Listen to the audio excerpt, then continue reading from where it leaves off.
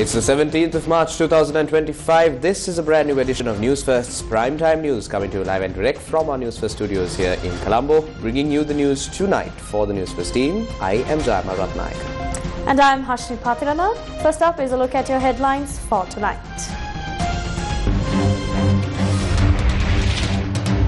Court of Appeal dismisses Deshabandhu's writ petition, orders immediate arrest and to be produced before court. Former Minister Mervyn remanded again.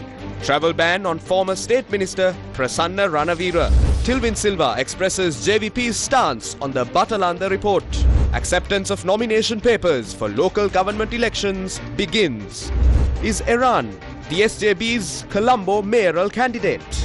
UNP Kasbava organizer Ratnapriya and former UDV candidate Kumudesh to stage health strike tomorrow.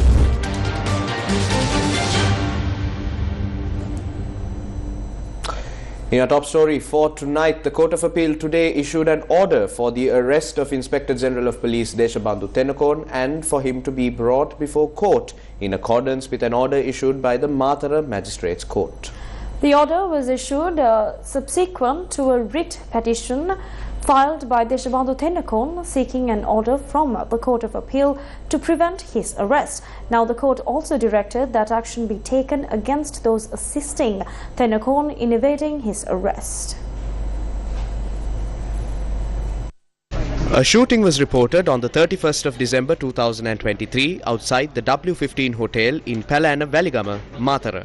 During the shooting, one officer from the Colombo Crimes Division was killed and another was seriously injured.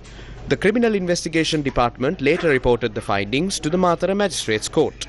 According to the CID's investigation, 8 Colombo Crimes Division officers in civilian clothes travelled to Valigama and opened fire at the hotel, claiming that a group associated with Harakkata was inside the hotel.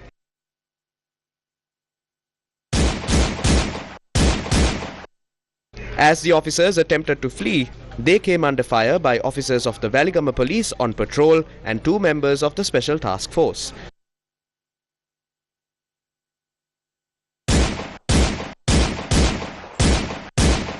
The CCD officers were later arrested near the entrance to the Imaduwa interchange of the Southern Expressway. Deshabandhu Tennakoon faces multiple charges, including sending the CCD officers to the Southern Province for personal reasons and maintaining a paramilitary group within the police. Based on the CID's findings, Matara Magistrate Anura Buddhadasa issued a warrant for the arrest of Deshabandhu Tennakoon along with 8 others on the 28th of February. An open arrest warrant was subsequently issued for Deshabandhu Tennakoon. On the 7th of March, Deshabandhu Tennakoon filed a writ petition at the Court of Appeal seeking an interim order challenging the Matara Magistrates' arrest order. However, the Court of Appeal rejected the petition today. The petition was taken up before Acting President of the Court of Appeal, Justice Mohammad Lafa Tahir and Justice Sarath Dissanayake. Tennakoon's lawyer, President's Counsel Romesh De Silva, argued that he had only received the full details of the case from the Matara Magistrates Court on Friday and needed more time to present additional information. However, the Additional Solicitor General Dileepa Piris, representing the Attorney General, objected, noting that both parties had already presented their arguments on the 12th of March and today was set for the order. The Court of Appeal also took note of a statement issued by the Police Media Division on the previous day. The statement mentioned that an agreement had been reached to delay the arrest of 6 officers, including the then OIC of the CCD, until the conclusion of the investigation. The Additional Solicitor General pointed out that this agreement had been made nearly 3 months ago, and he suggested that the sudden statement was an attempt to influence the court's decision. After reviewing the statement, the acting president of the Court of Appeal clarified that the court had not issued such an order. The bench then dismissed Tennakoon's petition. The acting president of the Court of Appeal emphasized that Tennakoon, as the country's police chief, should not have defied court orders and evaded arrest. He noted that it was a serious offence for a senior police officer to evade the court for 18 days. He added that Tennakoon's actions undermined the rule of law, a responsibility that rests with him as the Inspector General of Police. A special operation has been launched to identify and apprehend individuals who have been aiding suspended Inspector General of Police Deshabandhu Tennakoon in evading arrest. The police have deployed 9 teams from the Criminal Investigation Department to carry out this mission. Views on the matter were also expressed in Parliament today.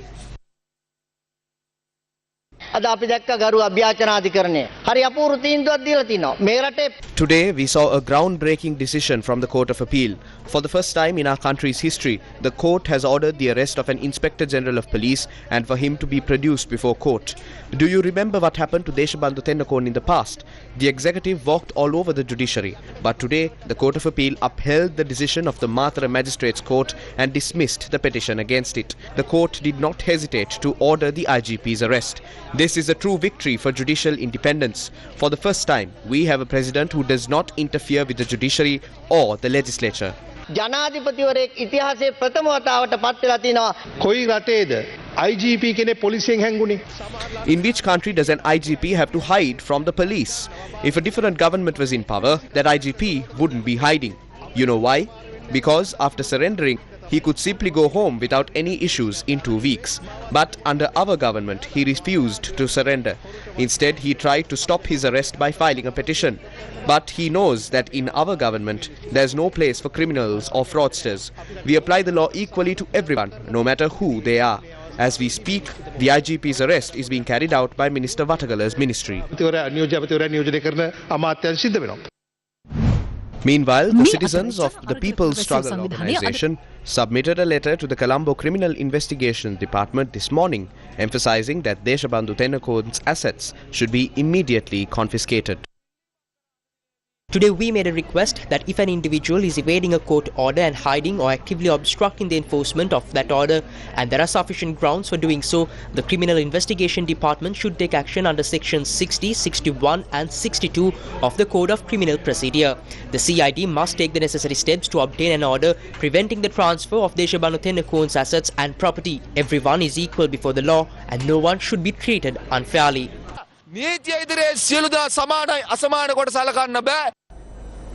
Former Minister Mervyn Silva has been remanded until the 24th of March.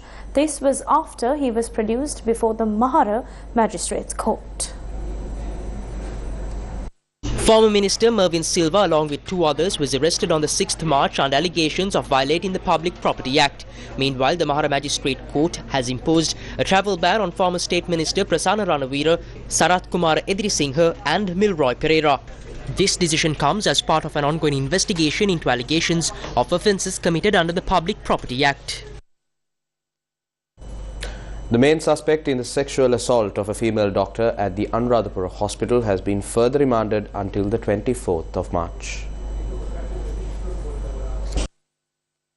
The suspect was produced before the Anuradhapura Magistrates Court today.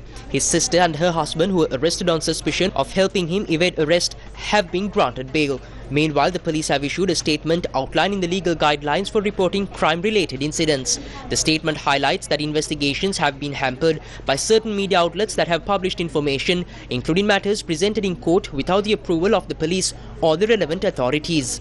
The police emphasized that under Section 365A of the Penal Code, as amended by Act No. 22 of 1995, it is prohibited to disclose any information that could reveal the identity of a victim. This includes cases of sexual assault, child abuse, adultery, unnatural offences and gross indecency between individuals.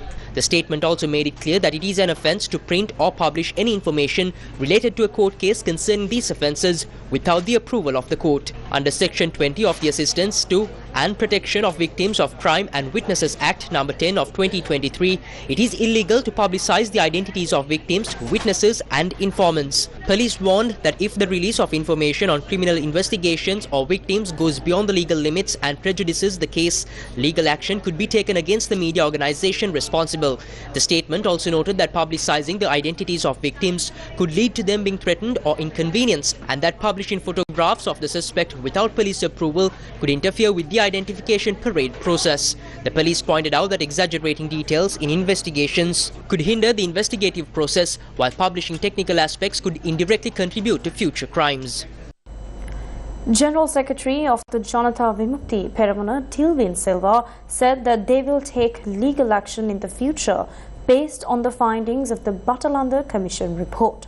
Now, he expressed these views at the JVP headquarters today. We did not appoint the commission. It was set up during Chandrika's government. This is the report that was kept hidden and now we have brought it to light. There is no need for mudslinging. This is a report from an official commission. It's been presented to Parliament and anyone can see it. There will also be a parliamentary debate about it. I believe Ranil Wickremesinghe recently made a statement, but he did not deny the accusations. In fact, many people are ready to testify about what happened at Batalanda, people who were tortured, witnesses and even some police officers. This is something we'll deal with in future and we will take legal action according to the law. What we want to make clear is that the government won't change its position on this. There are two main criticisms. One group from Ranil Wickremesinghe's side says this is just an attempt to sling mud and get revenge. Another group claims that even if they make these accusations, nothing will happen to Ranil. But no matter what anyone says, we will follow the law. We won't resort to mudslinging or revenge. We will uphold the law and legal action will be taken based on the Batalanda report in the future. The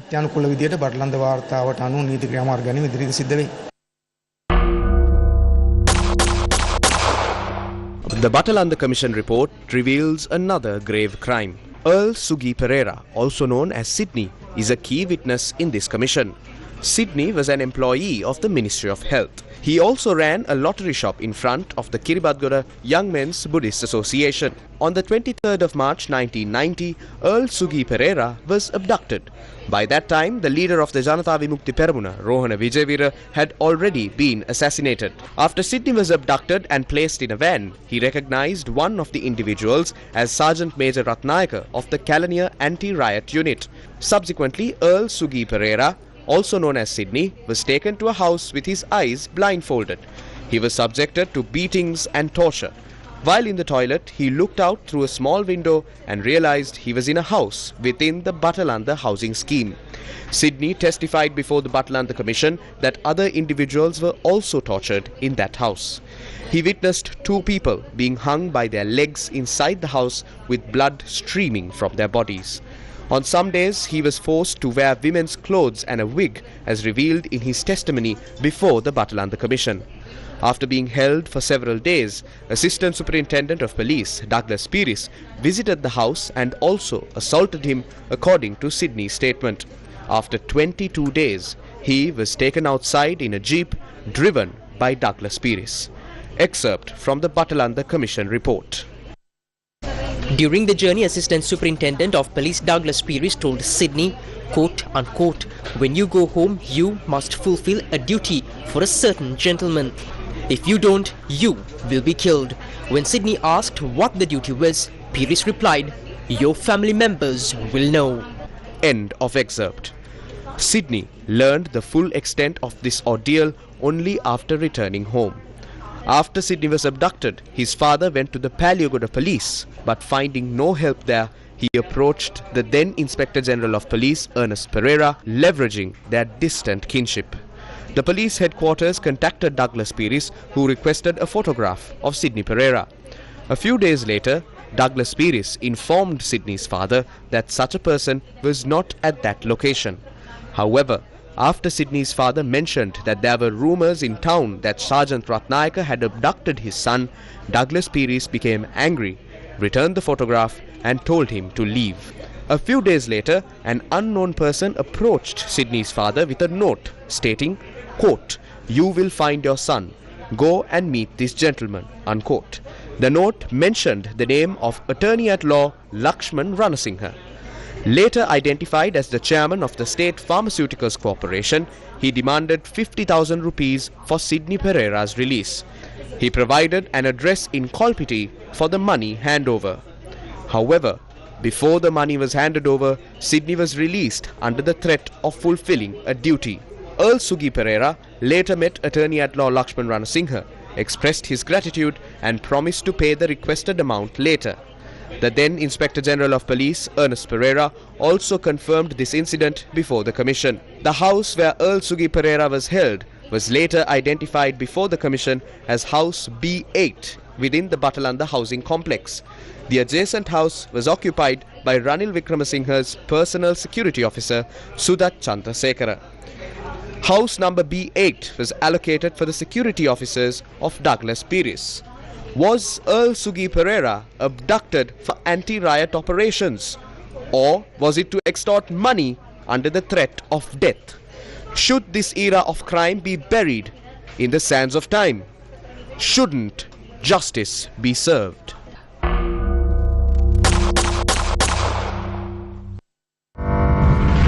The local government election Sri Lanka 2025. The acceptance of nominations for the upcoming local government elections began today and will continue until Thursday at 12 noon. After the nominations deadline ends on the 20th of March, a period for objections will be held from 12 noon to 1:30 p.m. During this period, the authorized representatives who submitted nominations may raise objections regarding any nomination papers. After 1:30 p.m., the returning officer will announce the decision on the acceptance or rejection of the submitted nominations. Following this, the symbols for independent groups will be issued. ස්වාධීන කණ්ඩායම් සඳහා අදාළ සලකුණු නිකුත් කිරීම කරනු ලබන්නේ. The chairman of the Election Commission advises candidates to submit their nominations in a manner that does not disrupt the GCE ordinary level examination. Examination centers are located near the district secretariat offices. Therefore, candidates submitting nominations should ensure that their actions do not cause any disruption to the students sitting for the exams. It is also essential to refrain from engaging in any promotional activities around the examination centers until the 26th of March. Who is the SJB's Colombo mayoral candidate? These are the views expressed at a media briefing held today. Colombo නගර සභාවට අපි එවනවා හොඳ අපේක්ෂකයෙක්. ඒ අපේක්ෂකයෝ දැන් 3 දිනක් අතර තරඟයක් තියෙනවා. පිස්සුද? කවුද? කවුද කිව්වේ? අනේ බොරු විදින්න එපා. නෑ ඉරාන්න කරෙන් බස්සන්නකෝ. ඕගොල්ලෝ ඉරාන්න කරේ තියන් යන්න එපා. මේමයි ඉරුනිකා මන්ත්‍රීතුමේට හිතෙන්නේ නැති ඉරාන් ඇමතුමා ඉල්ලයි කියලා. ඉරාන් ඇමතුමා ඕකට ඉල්ලන්නේ නැහැ. එතුමාට ඊට වැඩිය ලොකු කාර්යභාරයක් පක්ෂය ඇතුළේ තියෙනවා කරන්න. ඒ නිසා ඕක පටලව ගන්න එපා, නාගන්න එපා. අයියෝ ඕගොල්ලන්ට සිකුරාදට ඉස්සෙල්ලා සෙන්සුරාදා එනවා. පොඩ්ඩක් ඉන්නකෝ. පොඩ්ඩක් ඉවසන්නකෝ. News First with the people.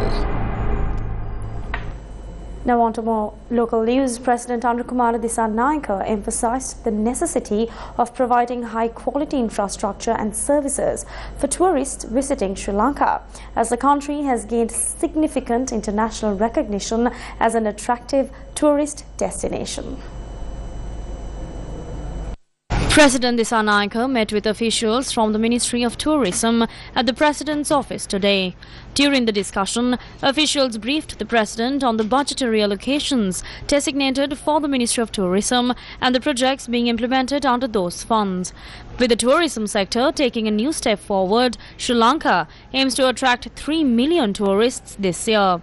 The discussion also extensively covered the utilization of these budgetary allocations for the development of essential infrastructure to support this goal. News First. Main sponsor. Tokyo Super, ඕන වැඩකට super.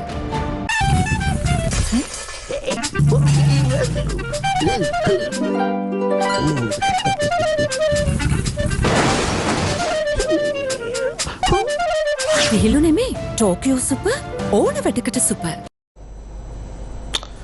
Welcome back to the news. The Federation of Health Professionals will launch a strike tomorrow at 7 a.m, citing slashes to their allowances. The strike is being led by Saman Ratnapriya, the former Director General of Trade Unions under former President Ranil Wickremesinghe, and the current United National Party organizer for Casbaver, alongside Ravi Kumudesh, who contested the general election as a candidate for the United Democratic Voice. Saman Ratnapriya and Ravi Kumudesh, representing the Federation of Health Professionals, met today with officials from the Ministry of Finance. The Minister of Health intervened and facilitated this discussion. Almost all the officials from the Ministry of Finance participated, yet they failed to provide a satisfactory explanation for the injustices imposed on us in the budget. Overtime allowances have been reduced, public holiday allowances have been cut, promotions have also been curtailed. We received no response regarding the allowances. Therefore, we are left with no choice but to proceed with the planned actions we have outlined. තියෙන ක්‍රියාමාර්ග කරන්න සිද්ධ වෙනවා. තීරණය කරගත්ත විදිහටම. As agreed, the strike will commence tomorrow at 7 a.m. led by the Federation of Health Professionals.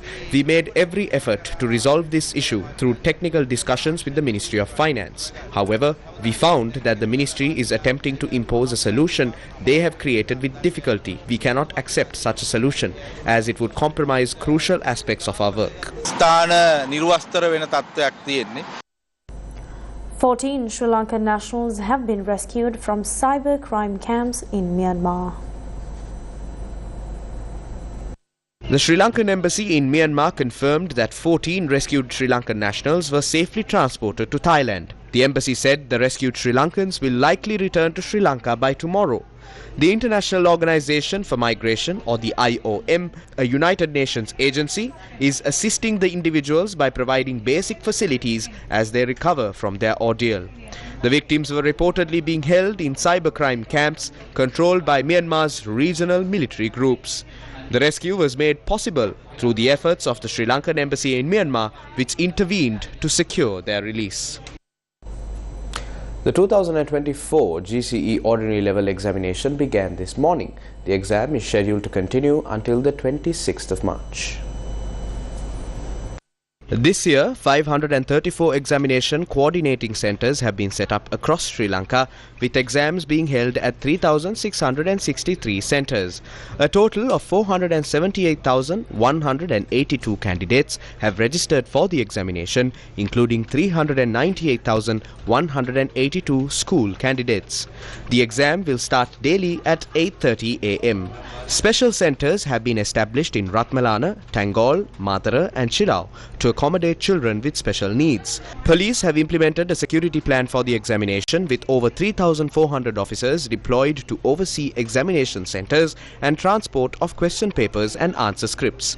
What should candidates do in the event of an emergency? යම් කිසි ගැටලුකාරී තත්ත්වයක් තිබුණොත් In case of any emergency, candidates should contact the Disaster Management Centre's hotline at 117 where support will be provided for any issues you may encounter. ඒ පිරිස් සූදානමින් ඉන්නවා. Former Governor of the Central Bank of Sri Lanka, Dr. Indrajit Kumaraswamy, commended the passage of the new Central Bank Act, highlighting its potential to strengthen the institution's independence. He expressed these views at the 50th anniversary of the Central Bank Pensioners Association. I was very pleased to see the passage and the enactment of the new Central Bank Act. And I think that the autonomy that it gives the central bank is something that I think we need to preserve. I personally feel, given that the central bank with the Ministry of Finance is very integrally involved with macroeconomic policy making, that is something, in Sri Lanka often politics has trumped economics. It's been very difficult to do a very technical job without political interference. And this act, because of the increased autonomy it gives the central bank, I think will serve the central bank well in terms of carrying out its primary objectives of price stability and financial system stability. And as I said, if the central bank is allowed to do its work without any interference, the people, it has the technical ability, the integrity, and the professionalism to do that work in a way that is of great service to the country.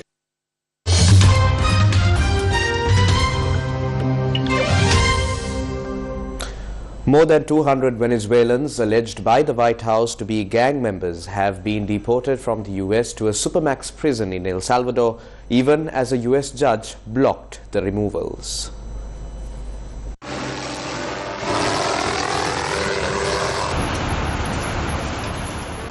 El Salvadoran President Nayib Bukele wrote on social media that 238 members of the Venezuelan gang Tren de Aragua had arrived in the Central American country along with 23 members of the international MS-13 gang. Neither the US government nor El Salvador has identified the detainees nor provided details of their alleged criminality or gang membership.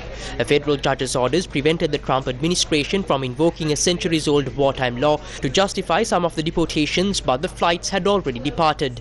White House Press Secretary Caroline Leavitt denied the court ruling had been violated. US President Donald Trump announced on Saturday that he had signed a proclamation invoking the Alien Enemies Act of 1798 as he accused Trinidad of perpetrating, attempting and threatening an invasion or predatory insertion against the territory of the United States. He said members of the gang would be deported for engaging in irregular warfare against the US. The Alien Enemies Act was last used during World War II to intern Japanese American civilians. Later, US District Judge James Boasberg in Washington, D.C. ordered a 14-day halt to deportations covered by Trump's proclamation pending further legal arguments.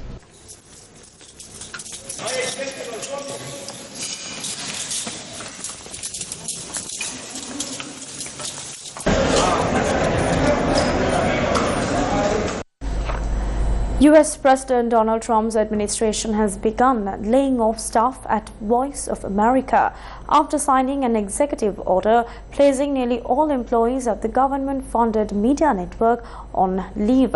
Now, VOA employees working on a contractual basis received an email informing them that they were being terminated effective 31st of March. US President Donald Trump has signed an order to strip back federally funded news organization Voice of America, accusing it of being anti-Trump and radical. A White House statement said the order would ensure taxpayers are no longer on the hook for radical propaganda and included quotes from politicians and right-wing media criticizing the broadcaster. Voice of America, or VOA, still primarily a radio service, was set up during World War II to counter Nazi propaganda. According to reports, it currently reaches hundreds of millions of people globally each week. VOA employees working on a contractual basis received an email informing them that they were being terminated effective 31st of March. The move came after Trump on Friday signed an executive order to effectively eliminate the U.S. Agency for Global Media, which also hosts Radio Free Europe and Radio Free Asia, along with 6 other federal agencies. Trump's directive is the latest in a series of moves to draw condemnation from media freedom advocacy groups, including Reporters Without Borders and the Committee to Protect Journalists, which branded the latest order dystopian. Indian Prime Minister Narendra Modi, speaking on American scientist Lex Fridman's podcast, slammed the United Nations and other international organizations as irrelevant amid rising global conflicts, referring to the ongoing Middle East wars and China-US tensions. International organizations that were once powerful have become almost irrelevant. No real reforms are happening. Institutions like the UN are failing to fulfill their roles. People who disregard international laws and rules continue to act freely, and no one can stop them. Indian Prime Minister Modi called for a shift from conflict to cooperation, advocating a development-driven approach as the way forward. Expansionism will not work in an interconnected and interdependent world, he asserted, stressing on the need for nations to support one another. As I've said before, the world is interdependent and interconnected. Every nation needs one another. No one can stand alone. And from all the different forums I attend, one thing is clear. Everyone is deeply worried about these conflicts. We can only hope that peace is restored very soon. Last year, Prime Minister Modi, in his address to the UN's Summit of the Future, made a clarion call for change from the United Nations General Assembly lectern, noting that reform is the key to relevance. He added that global action must match global ambition.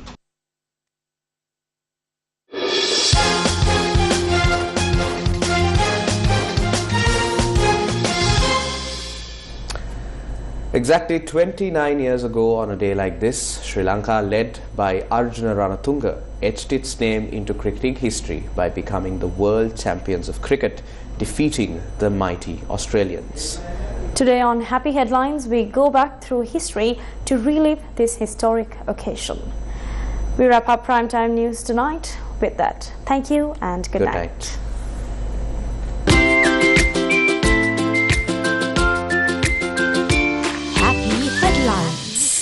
This is the Gaddafi Cricket Stadium in Lahore, Pakistan. 17th March 1996. The stadium was filled with Sri Lankan flags. The mighty Aussies took on Sri Lanka in the 6th World Cup final. Batting first, Australia posted a challenging total of 241 runs for the loss of 7 wickets. Sri Lanka raced to victory, chasing down the target in just 46.2 overs with 7 wickets to spare. The foundation of the chase was laid by a magnificent 125-run partnership between Aravinda de Silva and Asanka Gurusinghe. It was Aravinda de Silva's masterful unbeaten 107 that stole the show, earning him the well-deserved Man of the Final award. Sri Lanka's undefeated march to the tournament was crafted by the electrifying Sanath Jayasuriya, whose explosive batting redefined ODI cricket. His extraordinary performances throughout the tournament earned him the Player of the Tournament award. This victory, which prompted people in the country's villages and cities to embrace cricket with great enthusiasm, remains the highest achievement in Sri Lankan cricket history to this day. Sri Lankan cricket fans still yearn for such a victory. Happy headlines.